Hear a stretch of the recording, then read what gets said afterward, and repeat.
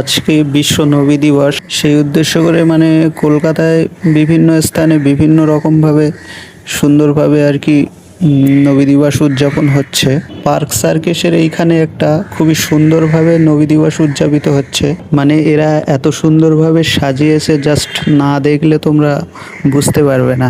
সেই 1400 বছর পূর্বে বিশ্বনবী রহমাতুল্লিল আলামিন যেই রকম পরিবেশে তিনি আগমন ঘটিয়েছিলেন, ঠিক সেই রকম পরিবেশের একটি বাস্তব চিত্র ফুটিয়ে তোলার চেষ্টা করেছে তারা। জাস্ট দেখুন, খুবই সুন্দর সাজিয়েছে তারা।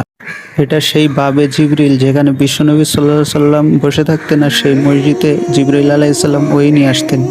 সেই স্থানটি যে খেজুর গাছ দিয়ে ছাউনি, মাটির দেয়াল এবং খেজুর গাছের ডাল দিয়ে পিলিয়ার, সেই রকমই ঘরগুলো একদম রিয়েলিস্টিক চিত্রে একটা ফুটিয়ে তোলার চেষ্টা করেছে এরা।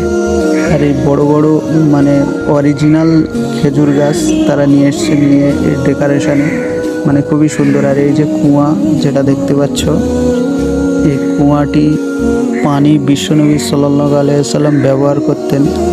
সেই কুয়া, সেই কূপটিরও একটি সুন্দর আকৃতি তৈরি করেছেন, খুবই সুন্দর, একদম রিয়েলিস্টিক।